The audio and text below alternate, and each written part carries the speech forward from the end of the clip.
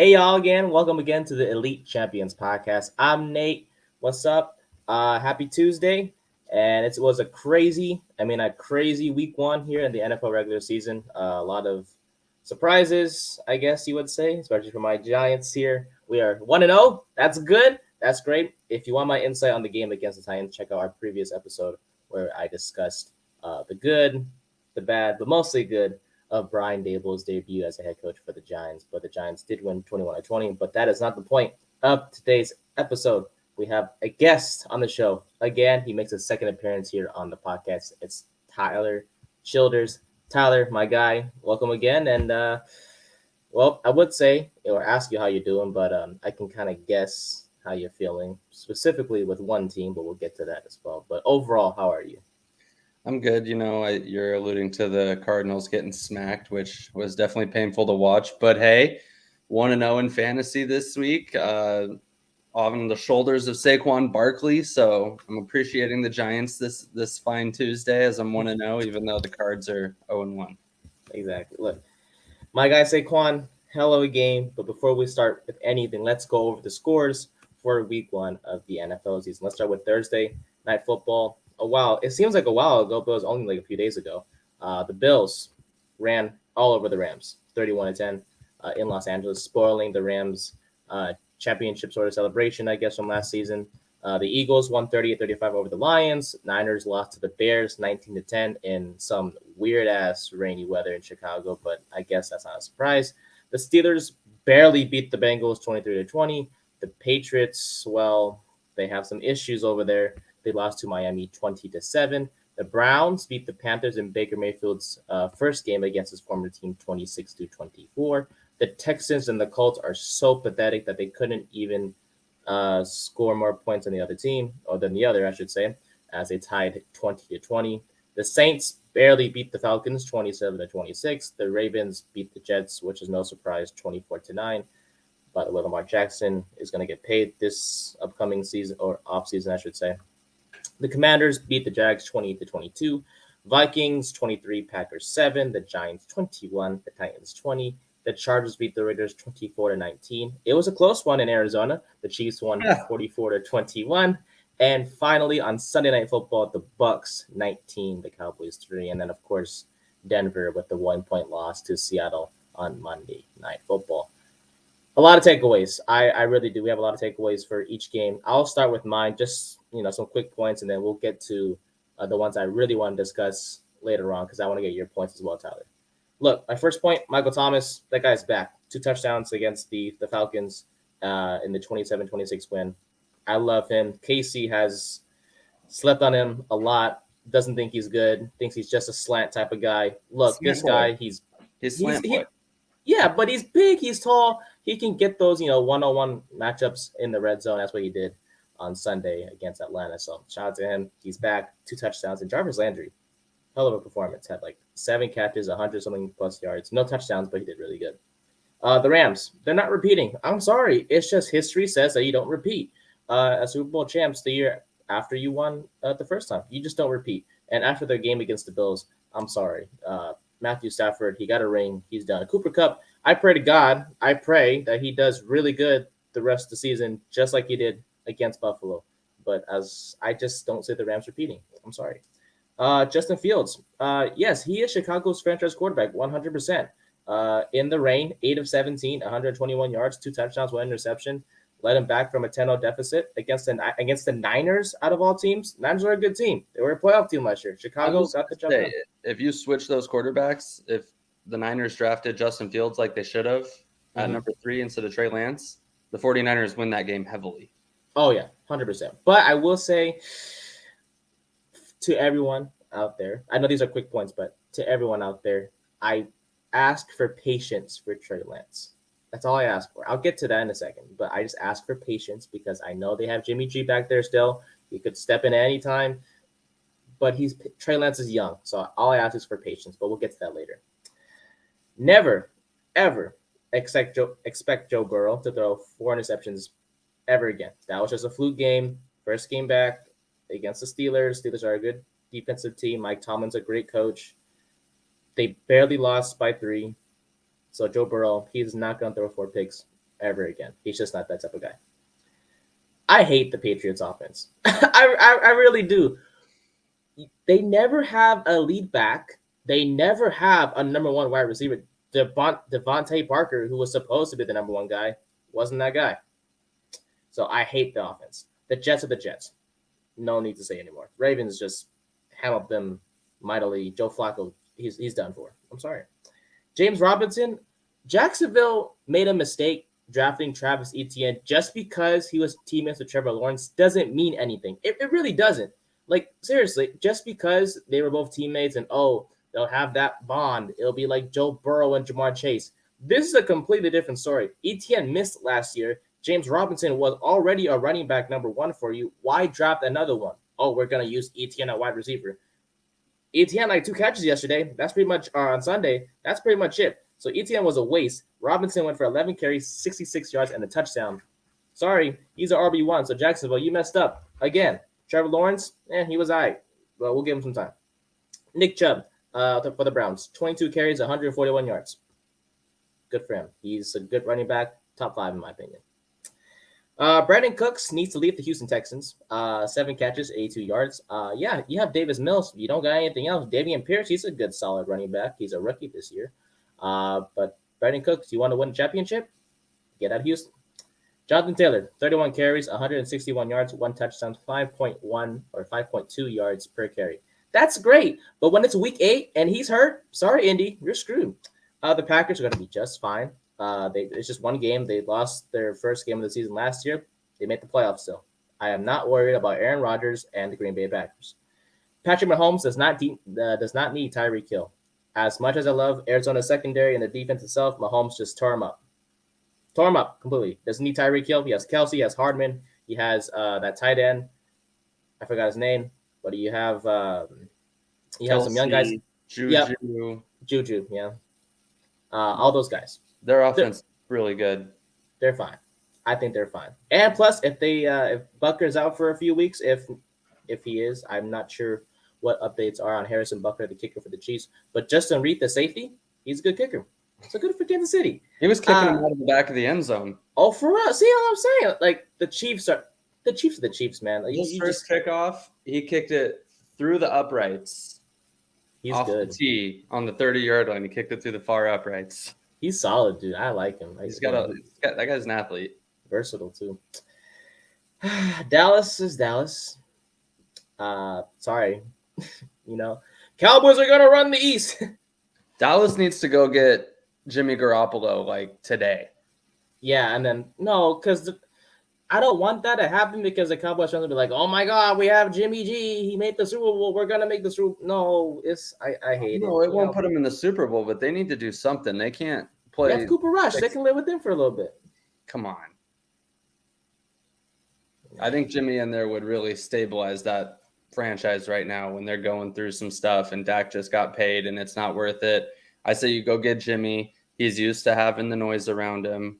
Just let him play a few games, get the team on a winning track, and see what happens if Dak gets healthy. That's all I'm saying. All right.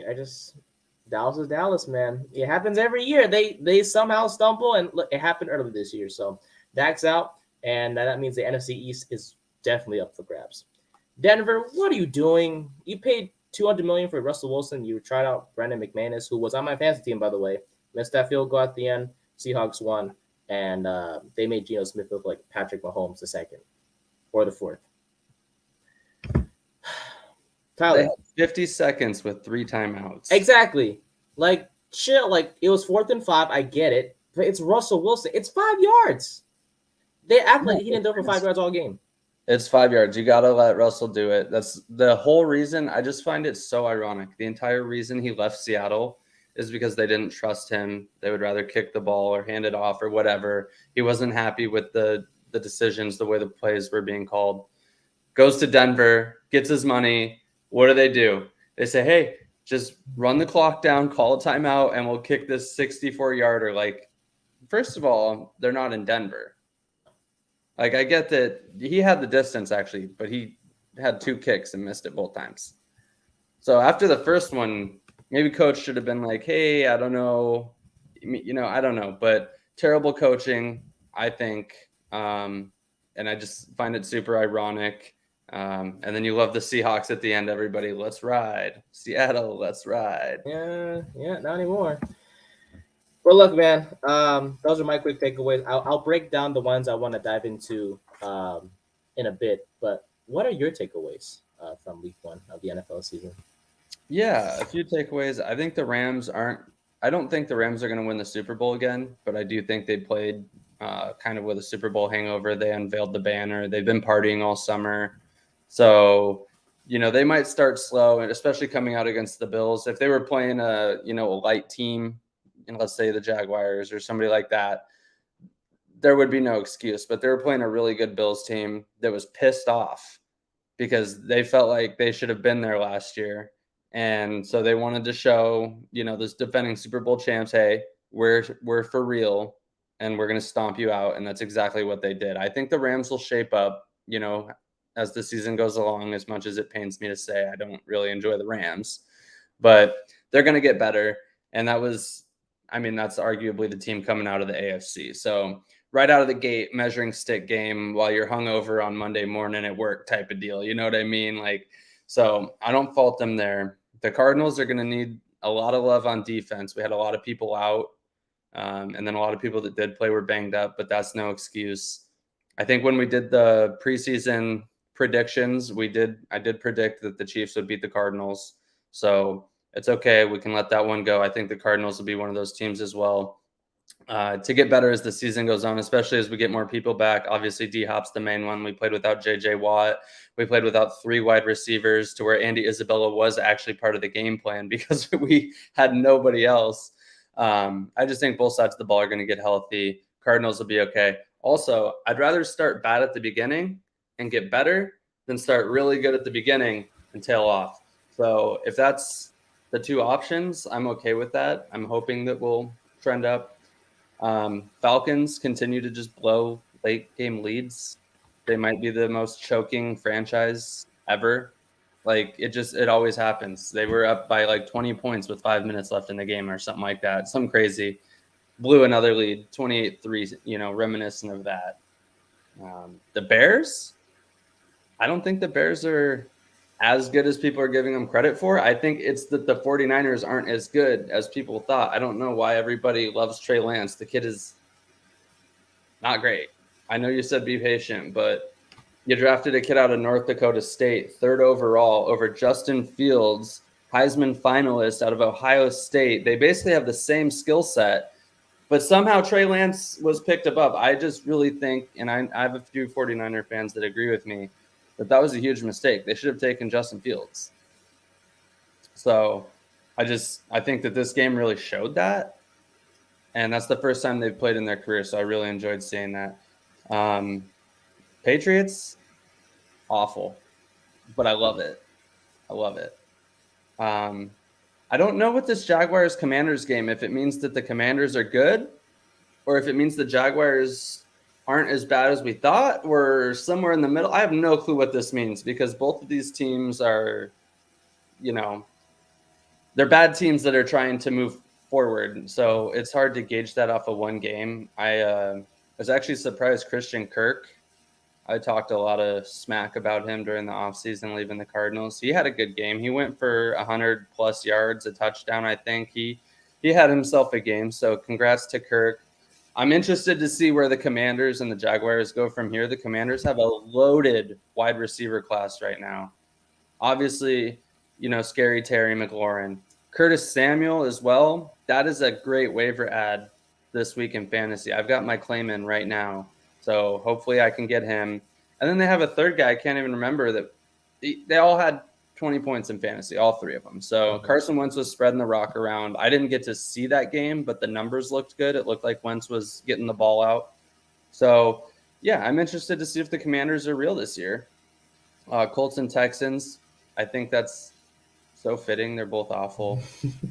Giants, I was shocked the Giants won, though, because obviously the Titans' offense is not what it used to be. They still have Derrick Henry, though. They still have Ryan Tannehill. They got rid of all their wide receivers, basically.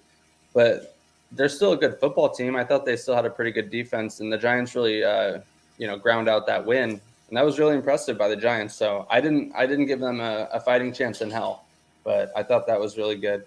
And then yeah, like you said, the Cowboys, are they pronounced dead after week 1? They got to do something. And then terrible coaching by Denver. Um, I think the biggest storyline out of week 1 is just the Cowboys. The Cowboys are America's team, and let's face it, Dallas, you don't have Dak.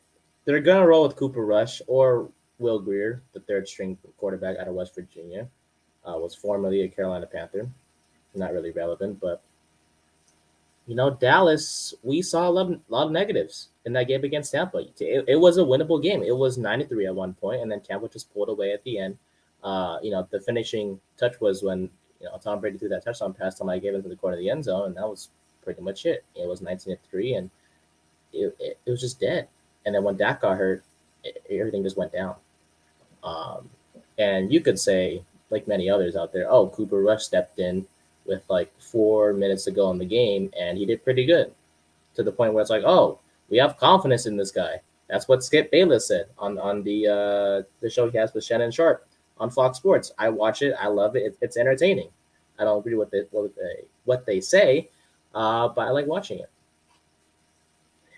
I had the same hope last year when the Giants played. I forgot who it was, but we played Jake Fromm.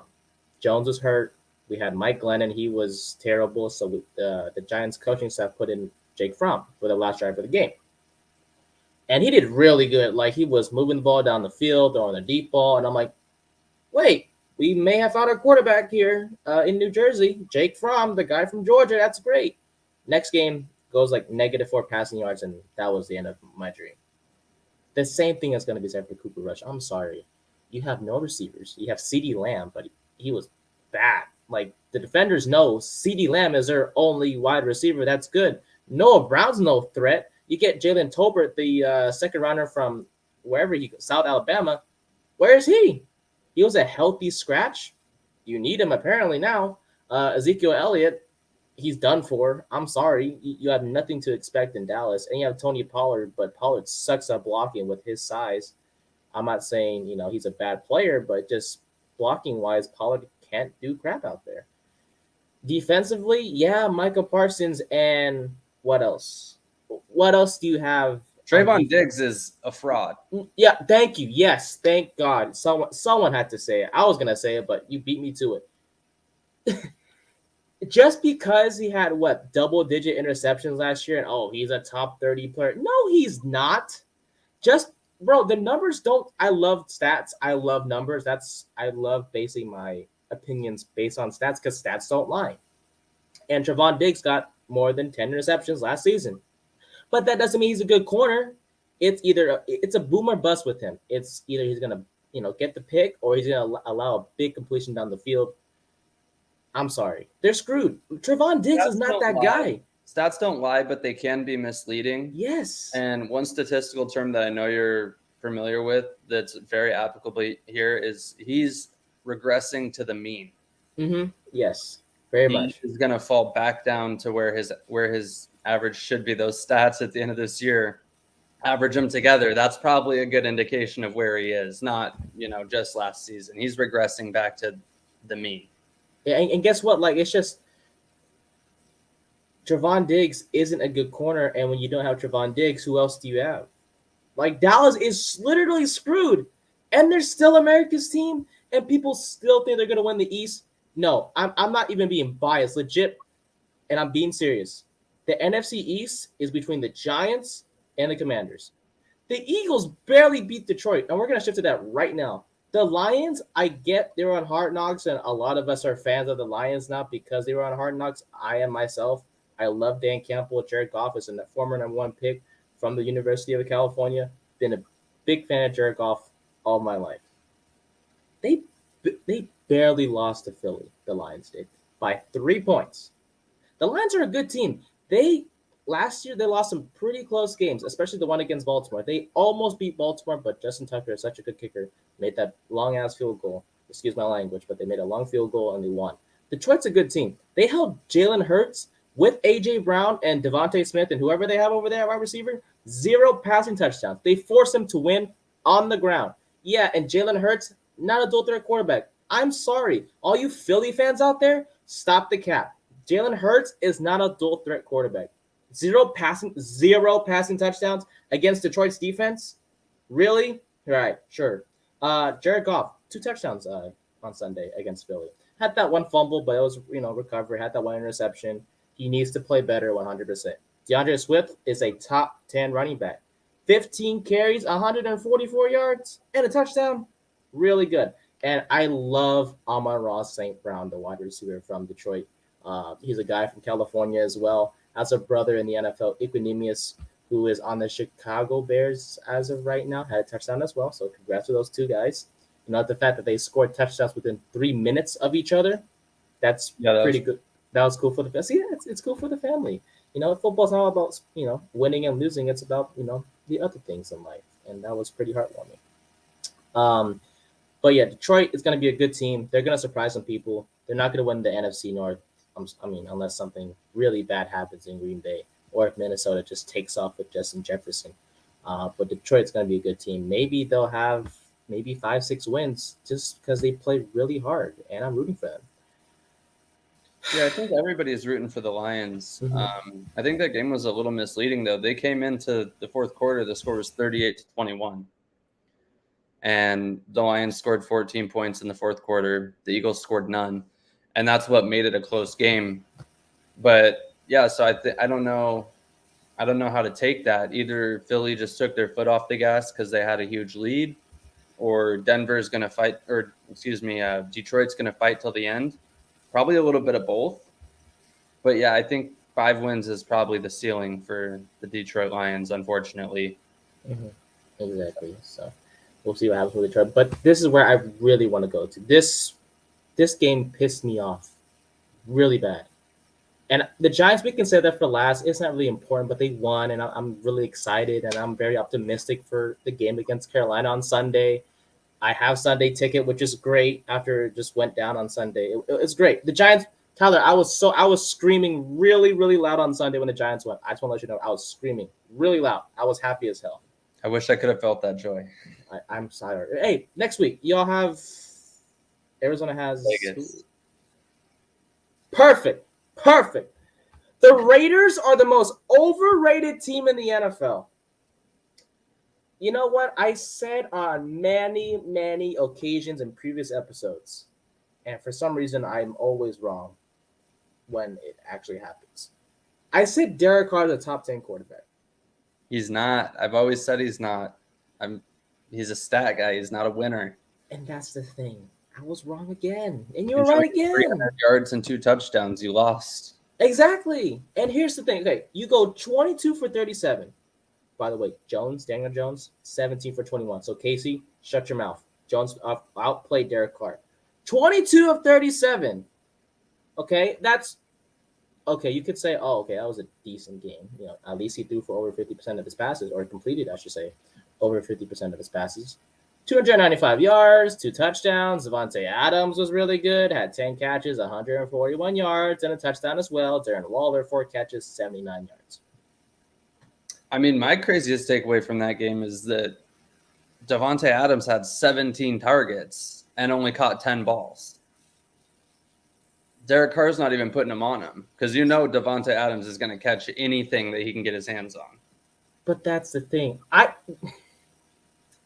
In football, when you have Tyler, we're great friends. Let's say we're on the same team, right? Let's say that you're a receiver who I really love. You've been my best friend since college.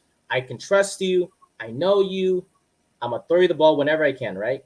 The defense is going to know, okay, he's going to throw to this guy. So let's key in on this guy, key in on you specifically, so that way I cannot throw to you. Or when I throw to you, it's going to be complete. The same thing happened with Derek Carr, Davante Adams. Stop with this shit. You have Hunter Renfrow, who is, I love him. He's a good slot guy. 3 catches and for 21 yards. Josh McDaniels, what are you doing? You were an offensive coordinator for the Patriots, right? And you come into Vegas, and we are so optimistic. we're so optimistic to the point where it's like, okay, we have Renfro, we have Devontae, we have Waller. I'm going to coach Derek Carr up to be a top 10 quarterback in the league. And 17 targets to Devontae Adams just because he's Derek Carr's best friend. That's not going to work in the NFL. That's why y'all scored under 20 points against the Chargers. Yes, you did. Justin Herbert. Look, Keenan Allen is his number one receiver in Los Angeles. Allen only had 4 catches. Herbert is a good quarterback because he knows how to spread the ball around. Let's face it. Devontae Keenan Allen Adams got hurt in the first quarter. But I have Mike Williams, though, and he only caught one ball even after Keenan Allen went out. So it does show like Herbert was spreading it around. Exactly, whether it's Gerald Everett or Joshua Palmer. Mike Williams to an extent, but he had 1 catch after Allen went down. It doesn't matter because Justin Herbert is obviously so much better than Derek Carr because Herbert is not consistently staring down at one guy for 17 targets. Herbert went 26 to 34, 279 yards, 3 touchdowns, no interceptions. Derek Carr, 3 interceptions, and 2 fumbles. And we say Daniel Jones is bad? I cannot wait till Casey comes back on the show. I am telling you, he has no argument against Daniel Jones because his quarterback, Derek Carr, terrible. And the running game, where was Zamir White? Zamir White was really good in the preseason, right? Josh Jacobs, 10 carries, 57 yards. That's it. No touchdowns. Him and Brandon Bolden, that was the only 2 backs in the backfield on Sunday against the Chargers. That's it. And, you can look at Devontae. Yeah, he had a good game, 10 catches, 141 yards. But when you're getting targeted 17 times, that's a big concern. And, look, And you're only giving 10 carries to your RB1, who's averaging 5.7 a carry. Exactly. That's at the same time. What are the Raiders doing? The ball. If you hand him the ball 2 downs in a row, he's going to get you a first down. Thank you. So what are the Raiders doing? Just because you have Devontae Adams doesn't mean – that's like saying, Patrick Mahomes lost Tyreek Hill. They're not going to win the AFC West. And I thought that a little bit. I thought to myself, maybe the Chiefs aren't going to win the AFC West. They just blew out the Cardinals. And I hate to say it, but they just blew out the Cardinals. Without Tyreek, they don't need Tyreek Hill. And now we're all saying, I'm not sure about you, Tyler, but we're like, Devontae Adams in Vegas, Derek Carr, it's going to have a great year. 3 picks, 2 fumbles, targeting one guy for the whole game, not Hunter Renfrow, who was really good last year, not Darren Waller. Waller, 4 catches, 79 yards, double the amount of catches he had, or maybe the targets, I should say. He had 8 catches for 158 yards. He would have outplayed Devontae Adams, and you didn't give Waller the ball.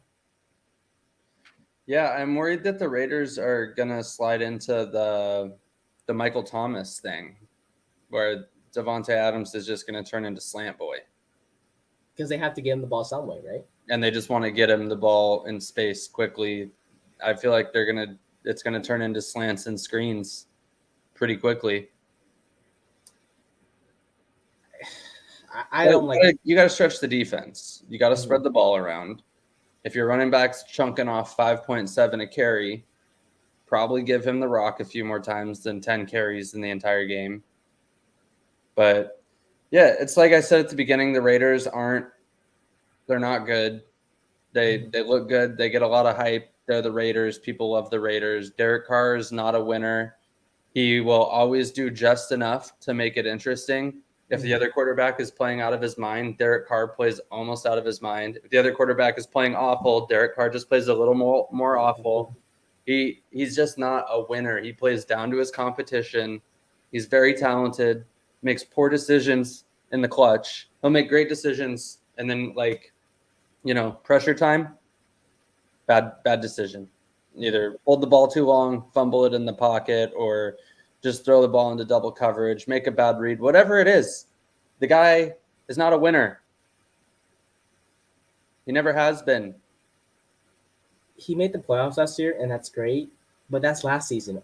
Everyone has moved on from last. It's been week Bro, one the already. Cardinals made the playoffs last season. Everybody acts like making the playoffs is winning the Super Bowl if your team Mhm. was asked for a few years. Like, I know you guys have been going through it in Oakland and now Las Vegas, but making the playoffs isn't winning the Super Bowl. Exactly. I Like, don't know what other fan bases need to hear that, but there's a lot of them. unless you're Cincinnati or the Rams, you moved on. The Rams, Yeah, yeah, even if you're Cincinnati, they moved on. exactly. Like, yeah, the Rams had their hungover against the Bills, and yeah. They're probably gonna make the playoffs. The Rams are. Let's face it. It's the NFC. It's a weak conference. Cincinnati had Joe Burrow 4 interceptions. You're never gonna see that again from Joe And Burrow. they still almost won. Exactly. They lost by 3. The And Raiders, the Derek long Carr, 3 snapper was picks. hurt. If they hadn't, they would have won that game in regulation if they had their long snapper. Because they had a backup tight end as the long snapper. He snapped the ball high. The holder caught it above his head. By the time he got it down, there was no time to turn the laces, and it went wide right. Exactly. I think it was blocked, wasn't And it? well, the kick in regulation was blocked, yes, Mhm. and then the kick in overtime, high snap, kicked the laces, miss. So the Bengals had multiple chances to put that away, and it just came down to special teams. But Jamar Chase, that was a cool touchdown at the end. He just casually caught it, sticks it around the pylon. So the Bengals will be fine. Yeah. The Bengals will be fine. Joe Burrow is not throwing 4 picks again, like you said. But the Raiders are a big question. It's just you cannot do this and expect to win. Josh McDaniels, he if he keeps this up, if this whole losing continues, we're gonna say, oh, whoever leaves the Patriots coaching wise is gonna suck. Matt Patricia went to Detroit, was a defensive coordinator.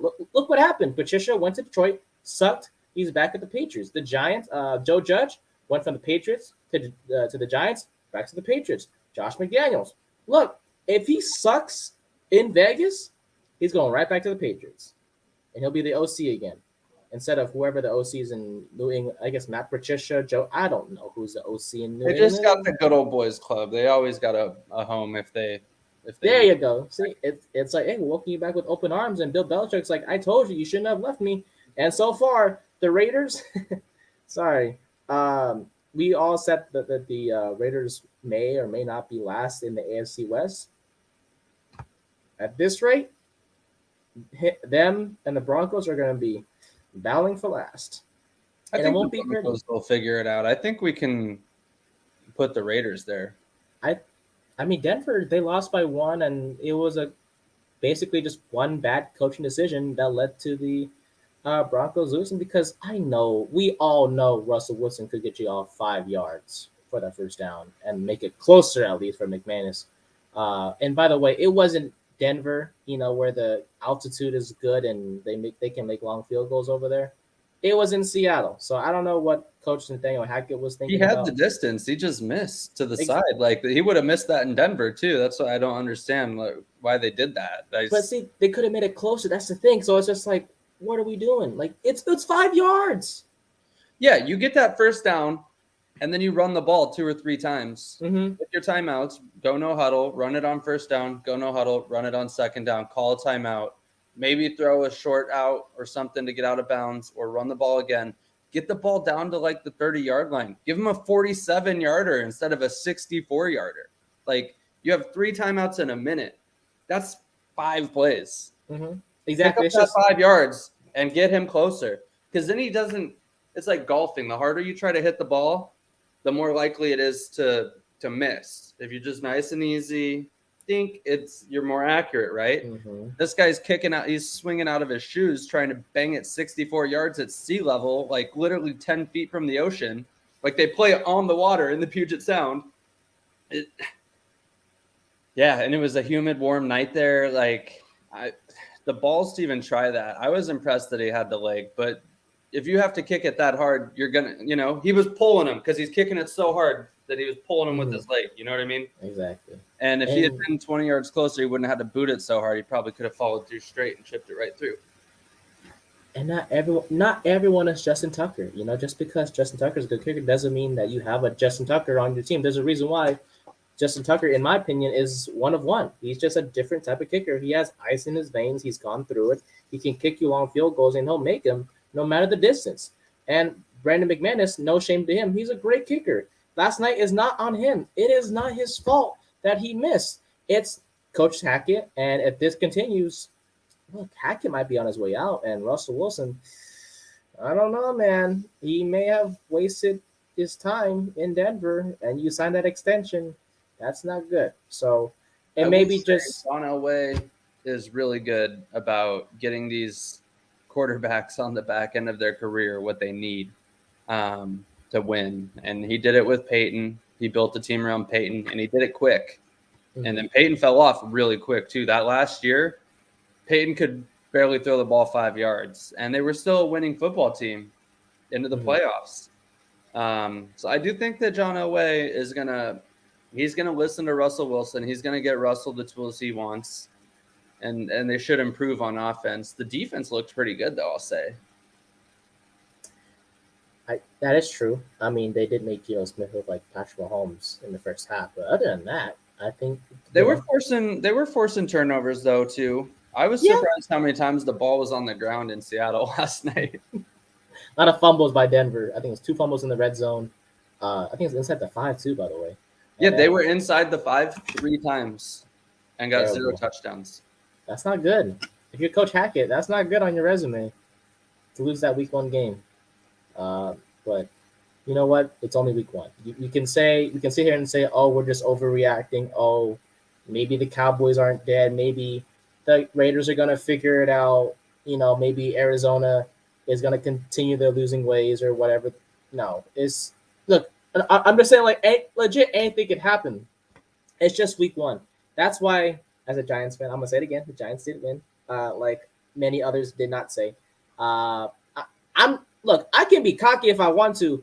Many of y'all said we weren't going to win, including you. You didn't say we were going to win. I said we were going to win because you know what? It's Coach Dable, and he's a good coach, and he did win. In case I didn't shit on you guys. I just want Saquon to have a good game. You said it in a nice way. You're like, the Giants are going to probably lose, but you hope Saquon Barkley goes off. And I'm like, okay, I'll take that. I have Saquon Barkley too on my fantasy team, so I wasn't complaining. I needed Saquon to go off too, and he did. Fortunately, but Giants a great win. It's only week 1, but hey, Dak Prescott being out for Dallas, and we got Dallas in week 3 on Monday Night Football. I'm just saying, if the Giants can pull out a win against Carolina in week 2, that week 3 game against Dallas looks pretty winnable, and you can see the Giants in first place in the NFC East sooner rather than later, like many didn't say to start the year. And by the way, those analysts from NFL, whatever network or whoever who picked Tennessee to win, all 10 of them, fuck you, respectfully. Tyler, what can we expect from the Cardinals heading into week 2 here against the Raiders? Hopefully the same from the Raiders. That'll make it easier on the Cardinals. I think, the offense was just tough. I mean, the offensive line didn't play great. Kyler was scrambling a lot. I mean, AJ Green's the best receiver out there right now. Mm-hmm. I talked about Rondale Moore and Bolden Jr. and all these guys, and none of them were on the field. So it was Andy Isabella. It was Greg Dortch. Greg Dortch caught the most balls, I think, for us. Yeah, he had 7 catches, 63 yards. So, Greg Dortch, man, that was our best receiver last week. So maybe the game plan will change a little bit. I thought it was interesting. Kyler Murray outrushed James Conner with 29 yards. So we're going to need the rushing game to be a little better. I actually thought it was interesting. James Conner, when he played he took most of the snaps the whole game, but towards the end of the game when it was kind of blowout time, we started throwing Eno Benjamin in there, and Eno was actually moving the ball. Arizona State, shout out to him. Good old local boy there in Arizona. But yeah, Eno Benjamin, I like Eno, and that's nothing off of James Conner, but I like Eno Benjamin. He was running hard in garbage time last week, so I'm hoping that keep James Conner in for pass protection, still give him some carries. James Conner is very effective catching the ball out of the backfield. And he does these crazy one-handed catches, and people don't think of James Conner as a power back, but he's been running fools over the last 2 years. And so keep him involved in the passing game. I'd like to see Eno Benjamin get a few more carries early on in the game to help maybe move the sticks. And then it's just going to be about getting guys healthy. Hopefully Rondale Moore's back soon. Byron Murphy played, but he was banged up. He was basically playing on one leg. J.J. Watt wasn't out there. I mean, there was like 14 people on the injury report for week 1, which is not where you want to start the season. So the only optimism that I can pull out of that is that we're going to get healthier as we go. Mm-hmm. I do like Benjamin as a change of pace. Obviously, when your RB1 needs a break, you put your backup in. Benjamin, as you just mentioned, he's a solid guy to put in there when needed. And he ran hard, like you mentioned, against Kansas City late in the game. And if he continues to show that, why not play him more? The more you show that you're capable of, handling those carries when it matters, the more you're going to play. He looks like Ray Rice a little bit. That small, stubby back, powering through the holes. I'm not saying he's Ray Rice or capable of the same things as Ray Rice, but it just reminded me a little bit of Ray. Just old Ray Rice running through the holes. You can't even see him because he's so small, and he just disappears and then comes out of the hole. So it made me think of that a little bit, seeing him bust off a couple nice ones. Exactly. Is Marquise Brown healthy for week 2? He is. He caught a touchdown in week 1. It was kind of a garbage time touchdown already, so it was mostly just for fantasy. So I'm glad they caught that. But yeah, when he got his touchdown, it was 37-7. So what are you gonna do? I will say I will be going with Arizona, not because just you, but the Raiders. Big question mark. I think y'all should be able to handle Devontae Adams a little bit better than the Chargers did. But then again, the Chargers didn't have J.C. Jackson, so yeah. It's a good game to bet on too, because the Cardinals are -6 points. I'll take Arizona. If the Cardinals win, or if the Cardinals lose by 5, you still win that bet. So the Cardinals are getting 6 points, so that's good. If you take them straight up, you bet $100, you get your 100 back plus 200 more. So there is some value there. Vegas is feeling Vegas. So I'm feeling Arizona. I'm feeling that hot weather Arizona, brother. I love Arizona, by the way. My grandparents are down there. Just love the environment over. It's quiet. It's hot. It's beautiful though. It's just the view. It's better than California, and it's cheaper. So it's hot in the summer, but it's 65 and sunny all winter. So yeah, see, it's not that bad. I love to move down there. Seriously, winter is our summer. I'll take it. I will have an episode later for you folks out there about the Giants as they head to their week 2 matchup against the Panthers later on in the week. Before you go, Tyler, just a big thank you once again. The Chargers and the Chiefs face off on Thursday Night Football. For a question, who do you got? I'm gonna go with the Chiefs. I'm gonna go with the Chiefs. I think that they're probably not going to score 44 like they did on the Cardinals, but I just thought, even though the Chargers are good, they barely beat the Raiders. True. We just spent 43 minutes and 35 seconds shitting on the Raiders. So that doesn't seem like it measures up to me. You can't go from beating the Raiders by 5 points and then playing Kansas City at home. They're in Kansas City, and think that that's a good sign. I don't know. I mean, obviously you play the game. That's why you play the game. But games in Kansas City. Kansas City looked great. No missing Tyreek Hill. Chargers, on the other hand, Keenan Allen got hurt immediately. He's going to be out several weeks. Herbert's good. He was spreading the ball around, but I just don't think that it's going to be explosive enough to keep up. Like when the Chiefs were playing the Cardinals, the Chiefs had a 14-point lead like 6 minutes into the game. You know what I mean? Yeah. Like, it's not a matter of, at that point, you're playing from behind the whole game. You have to throw your game plan out the window, and that's probably why James Conner was outrushed by Kyler Murray. You know what I mean? That just wrecks everything. Mm-hmm. And Kansas City is that team. They will get 14 points in 5 minutes, and then your game plan is in the trash, and Herbert's throwing the ball 50 times. Yeah. So we'll see. I don't think it's going to be a blowout, but I do think the Chargers are going to be playing from behind most of the game, and I think the team will win. I think, like you said, when you're down 14-0, or when you have a big deficit early, it just destroys the game plan. You got to readjust, and by the time you readjust, you're down by even more. So yeah, and when you lose like by that much, you bounce back the next week. It just happens, except if you're the Oakland A's. I did go to a game last. I don't know if I told you. I went to a game last week. Two games actually. And the first game I went to with my girl and her family, they got blown out. I feel it was like 14-2. Yikes. And I was like, you know what? They're not gonna lose that bad. Or yeah, they're not gonna lose the next day, right? They were winning. That's it. And that was it. Oh no, they were up 3-0 in the night. Some of my friends, they love talking smack to me and getting me upset, and they always say, he should have played for the A's. He made a terrible business decision, blah, blah, blah. I'm like, Kyler Murray is making more money than the entire Oakland A's franchise. Entire roster. The whole roster. And Moneyball was like a cute movie or whatever. The A's, that stadium is just a black hole. Just seeing Kyler play there is just. No, I like the A's though. I just think they need to get that stadium situation figured out, and they need to spend some money. Like Moneyball was cute or whatever, but it's not working. Like, are they still doing that? Are they still doing the Moneyball stat stuff? Is that why they're not spending any money? Yeah. Yeah, honestly, I didn't even like that movie. I thought it was stupid.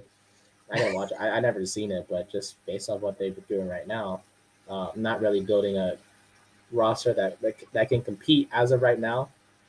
I don't like the move, but hey, with every team, whether it's a football, basketball, or baseball, you have to deal with the blows and go through the rebuilds. Also, the A's are doing their rebuilding. Yeah, but they're rebuilding with advanced statistics instead of their eyeballs in their brains. That's what Moneyball to me is about, and I've seen it in multiple different sports. The Coyotes general manager, he was the youngest general manager in NHL history. He had just founded this crazy stat site called Stathletes. Oh. And then he comes in as general manager, same with the A's. These guys, they come in, they see the numbers, but they don't understand the game. And I'm not saying that the A's management doesn't understand the game because I don't know their pedigree, but I know that John Chaika, when he took over the Arizona Coyotes, he didn't know hockey. He knew stats. So he gets all these guys that have these great stats, but they're all soft. Like, hockey is a hard game, right? You have to have toughness and grit. You have to be difficult to play against. Those aren't stat measured attributes. Mm-hmm. And I just think it's so stupid. Like, you're like, oh, well, this guy's numbers are really good. Have you seen his swing? Did you look at him? Did you watch him taking at bat? Yeah, he gets walks, but when he swings the bat, he looks like an idiot. I don't know. Like, it's just like completely foregoing any eye test, any common sense. And it's just purely based on numbers. It's like you don't watch a baseball game on a piece of paper, right? Mm-hmm. Like, you're making all these decisions based on a piece of paper. You still go out on the field and play the game, though. Mm-hmm. And that's the whole premise of Moneyball. It hit home with my NHL team. Basically, they tried the Moneyball thing. It didn't work. That guy's canned. And now we're trying to build a team of like tough hockey players again. I think that's, if Oakland is still in there, they gotta look around, spend some money, and stop following the stats so blindly. There is value there, but we said at the top of the show, stats can be misleading. Well, I will say this: Saquon Barkley is leading the league in rushing and scrimmage yards. That's all I gotta say. That is not misleading. Yeah, see, I'm telling you, man, this could be it. I hope this is it, though. I'm not gonna get too far ahead of myself. The last time I did that, it didn't end well for us. But if Saquon does this every week, he's gonna win MVP. Is it just because he's on your fantasy team? No, if you rush for 150 yards and a touchdown 17 times, you're gonna win MVP. I hope so. Running backs don't win MVP, but this could be. What is that? 150 times 17, bro? That would be 2,500 yards. He would break the record if he did this every week. I hope so, man. He needs to. I love Saquon, man. I hope he remains a Giant forever. I just love him so much. Like, he's the guy that can change a game and that's what he did against the Titans. in week one. That 2 point conversion, you have two defenders right in front of you. And unless you're, Saquon Barkley, you're not going to break those tackles or evade to the outside. But that's what Saquon does. He's elusive. He's fast. He can do everything. He can throw, I guess, sometimes, but he can mostly run and catch balls out of the backfield, and also line up a wide receiver. And it's not because I'm a Giants fan. It's just look at tape and you'll see it. No, and the So NFL is better when Saquon's playing. I know it really is. Like he's He's just fun to watch. he is. I'm glad the Giants have him. But you know what? It's all good. Week 2, Carolina coming up for the Giants, and many teams have a week 2 matchup they need to prepare for. The Cardinals have the Raiders, the Chiefs have the Chargers, and so on and so forth. And Tyler, I know you got things to do as well. Thank you, as always, for joining the podcast. We'll have you back on in the future, maybe sooner rather than later. We would love to get your betting analysis. And as you may not know, folks, we are thinking about bringing in Tyler every week if he's available. He has a busy schedule. He's a busy schedule in law school. See, smart guy right here. As a betting analyst for us, and as y'all know, we are sponsored by Underdog Fantasy, the best and easiest way to play fantasy sports. Use the promo code CaseandNate, and you'll get a free deposit match up to $100. To bring in Tyler every week to give us analysis, picks to go for, picks to fade, or picks to stay out of the way of, if that makes sense, folks. But it's still in the works, so I'll talk with Tyler about this off air. But Tyler, once again, thank you so much for joining the show. We appreciate it. Thank you guys, as always, for watching and listening to the Elite Champions podcast. And we'll see y'all tomorrow. Maybe Casey might be back. He might not. We'll work it out. But just have a great rest of your day. And expect us, as always, to have Championship Sports Talk every week because we are elite. And follow us on Twitter at Elite Champions 4L. So the number 4 and then the letter L, capital L to be exact. We'll see y'all tomorrow, and have a great rest of your day. And we'll talk to y'all soon.